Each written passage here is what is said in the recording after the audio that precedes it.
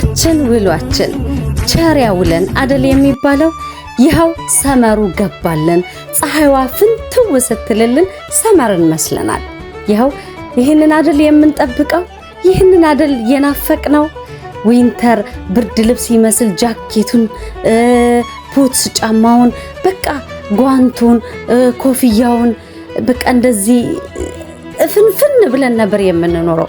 አሁን ደግሞ ፀሐዩ ሲወጣልን እንደዚህ ፍትት ብለን ነፃ ሆነን ቅልል ያለ ልብስ ለብሰን ነው እንግዲህ ይህንን ሰመር የምናሳልፈው። ታዲያ ዛሬ ኤክሰን ብለን ከምንጠራው የገበሬዎች እንትን ካምፕ አለ። በነፃ ነው፣ ያው ትንሽዬ ብር ነበር የሚያስከፍሉን። እዚህ አሁን እንትን ካምፕ ካደረግን ቆይተናል። 1 ዓመት አልፎናል። ሰው ሁሉ ናፍቆን ለምንድነው የማትመጡት፣ ለምንድነው እዚህ የማትመለሱት እያሉ ሁልጊዜም ያው ጓጉተው ነው የሚጠብቁን። አንድ ላይ ግሪል እያደረግን እየበላን እየዋኘን የምናሳልፋቸው ምርጥ ጊዜያቶች እንግዲህ ተናፋቂ የሆኑ አንድነት እንግዲህ እነሱም ይህንን ስለሚፈልጉ እኛ ደግሞ የተለያየ ቦታ ካምፕ እያደረግን ነው። በአሁን ሰዓት ማልመ፣ የትቦሪ፣ ሄልሲንቦይ፣ የንሸፒንግ እያለ እንግዲህ ዙረታሞች ሆነናል እና ዛሬ እስኪ እንሂድና እንግዲህ እዛ የካምፒንግ ልጄ ጓደኞችም ስላሉት እዛ ጋር እነሱን ያገኛቸው እኛም እነሱን እናገኛቸው ብለን ፏ ባለው ፀሐይ ወተን ይኸው ደመና ባንዴ ይኸው ድፍት አድርጎበታል። የዚህ ሀገር ወይዘር ፀሐይ ስትሉት ደመና፣ ደመና ስትሉት ፀሐይ ነው። ይሁንና ይህንን የገበሬዎችን መንደር እያቋረጥን በተፈጥሮ ብቻ እየተሸፈነ አረንጓዴ ያማረ ውብ የለመለመ አካባቢ እንግዲህ እየተሻገርን የገበሬዎች እንግዲህ ይሄ ቤታቸው ነው።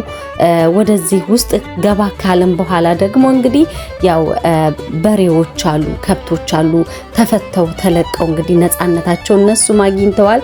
በነገራችን ላይ አንድ ሚስ ያደረኩት ዘንድሮ ሰመር ላይ ልክ የከብቶች በየቦታው ገበሬዎች ፈተው ሲለቋቸው እንግዲህ ይፈነጭላሉና እነሱን እንግዲህ ቀርጬ ይዤላ ሳልመጣላችሁ ቀረው።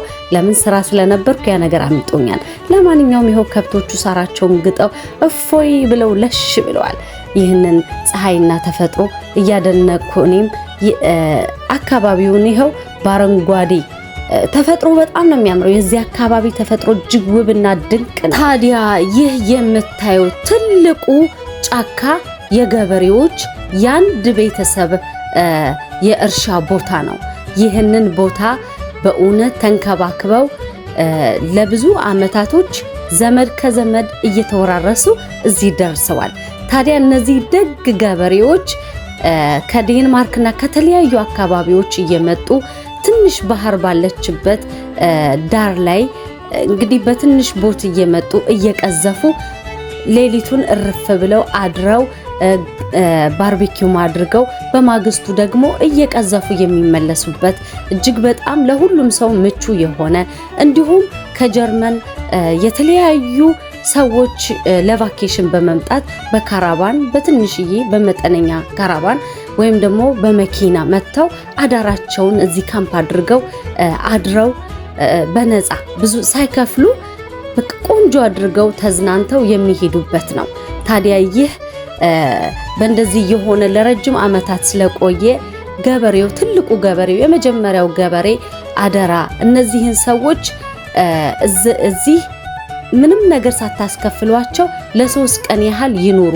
ሌሎች ደግሞ እንደዚህ ካምፕ ማድረግ የሚፈልጉ ሰዎች ለሽንት ቤትና ለአንዳንድ ነገር ከመክፈል ውጪ ምንም ነገር እንዳታስከፍሏቸው በማለት ቃላቸውን በመጠበቅ እንግዲህ እኛም ይሄው እንደምታዩት ቆንጆ ጊዜ እያሳለፍን ነው የነበረው። እንደዚህ አይነት ባስቱ ተውሰን ወይም ደግሞ ተከራይተንም እንደዚህ ቆንጆ ጊዜ ያሳልፈናል።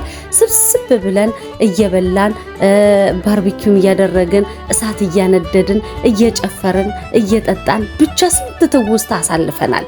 እንደምታዩት ይሄ ባስቱ ደግሞ ገብተን እዚህ እንትን ካልን በኋላ ቀዝቃዛ ውሃ ውስጥ ተሸሽ የምንልበት ነው። እስኪ ወደ ኋላ መለስ ስላርጋችሁ ዛሬ እዚህ ቁርስ የበላሁት ለምን መሰላችሁ? ይህ የእሁድ የብራንች ቁርሴ ነው።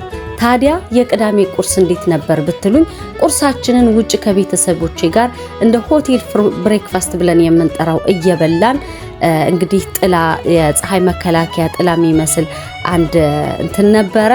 ልክ እሱ ይሄ ማለት ነው እንትኑ ንፋሱ ሲያወዛውዘው ተነቅሎ ወደኛ ሊወድቅብን ሲል እንግዲህ ቶሎ ብለን ይዘነዋል።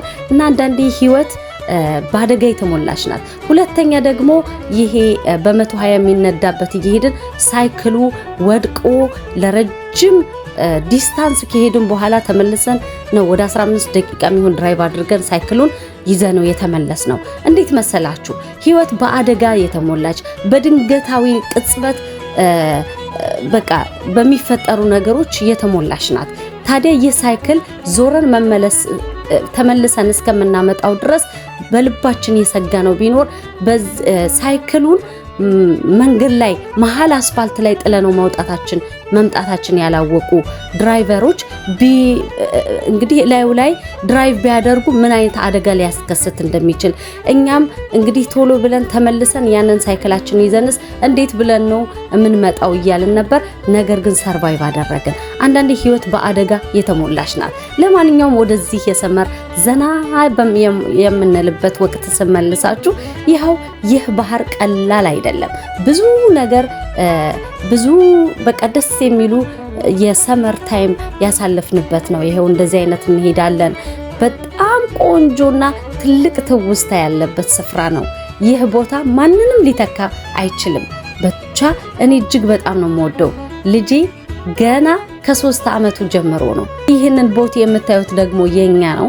አሁን ዘንድሮ ጣል እያደረግነው ባለቤቴ ሸጧለው ሲል አይሆንም ትንሽ እንቆይ አልኩትኝና እንግዲህ እሱንም ቼክ ልናደርግ ነው በእግረ መንገዳችን የመጣ ነው። ይሄውላችሁ እዚህ ባህር ገበሬዎችና ሌሎች ካምፕ የሚያደርጉ ሰዎች የሌላቸው ነገሮች የሉም። እዚህ ጋር በቃ የማታገኙት ነገር የለም። ግን ስታዩት ብዙም በቃ ሰው የሚያውቀው ቦታ አይደለም። ነገር ግን ቆንጆና እጅግ በጣም በቃ ተፈጥሮ ያማረ ውሃው ያለበት አቀማመጥ እጅግ በጣም የሚያምር ብቻ ልነግራችሁ አልችልም። ውብና ድንቅ ግሩም የሆነ ቦታ ነው። እኔ ደግሞ ይህንን የሰመር አለባበሴን ለብሼ በዚህ እንግዲህ በዛ ባለፉት አመታቶች ስንሄድበት በነበረው በዚህኛው ፎቶ እስኪ ልነሳ ቪዲዮ ምናምን እያልኩኝ ይኸው አይቅርብኝ አይነት ፎቶውን ቪዲዮን ተቀራርጬ ወደ እናንተ ዶክመንቱን ይዤ እስከመመጣ ድረስ ይኸው እንግዲህ ይህንን ይመስል ነበር። ቦታው አካባቢው ያምራል። ባሱቱም ይህንን ይመስላል። ይህንን ተከራይተን ያው ዛሬ ግን እኛ አልነበርንም፣ እነሱ ኦሬዲ ተከራይተው ስለነበረ ነው። ውስጥ ሁኛ ያያችሁኝ ደግሞ የዛሬ 2 ዓመት ነው እና ይህንን ይመስላል። ተፈጥሮ ያምራል፣ ውብ ድንቅ ነው። እስኪ ገባ ብዬ ደግሞ ሌው ብዬ ይህንን ባዙቱ እንግዲህ እንደዚህ የተቆለፈን ቢሆን ቼክ አድርጌው ተመለስኩኝ። ከዛ ያው ልጄን እዚህ ጋር ትተን እኔና ባለቤቴ ወደ ቤት እንመለሳለን። እስከዛ ግን የመጣንበትን የቦታችንን አላማ እንየው ቼክ እናድርገው ተባብለን ልጄ ከልጆቹ ጋር እየተጫወተ ልቡ ልክ ስላለ እኛም እንግዲህ ወደ ቦታችን ሄደናል። ባስቱ እንደምታዩት ነው። በጣም ነው የሚያምረው፣ ደስ ይላል። እንደዚህ አይነት ነገር ተከራይቶ ራሱ እንዲህ አይነት ቆንጆ ጊዜ ማሳለፍ ይቻላል። ሞቋችሁ ከዛ ሌሊት ላይ ባህር ተሸሽ ብላችሁ ስትዋኙ እንዴት ደስ ይላል። ለጤናም ጥሩ ነው ብዬ አስባለሁ። ለማንኛውም ወደ ቦታችን መተናል። ይሄው ቦቶችም እዚህ ያሉ ያው በጣም በቃ ይሄንን አድርገን ወደ ማዶ ሐመር ፕሌስ ብለን የምንጠራት ቦታ ሁላ እንሄድ ነበረ። በጣም የሚያምር ጊዜ ነው እዛም የምናሳልፈው። ፊሽ የሚያደርጉትም ያው እነዚህ አይነት ቦቶችን ይጠቀማሉ። ይሄም እንትንም ባለቤቴ ነው የሰራው፣ ባለቤቴና ጓደኞቹ የሰሩት ማለት ነው። ይሄ በቃ በግል ነው አንድ ላይ ተባብረው። ይሄው ቦታችን ይችን ትመስላለች።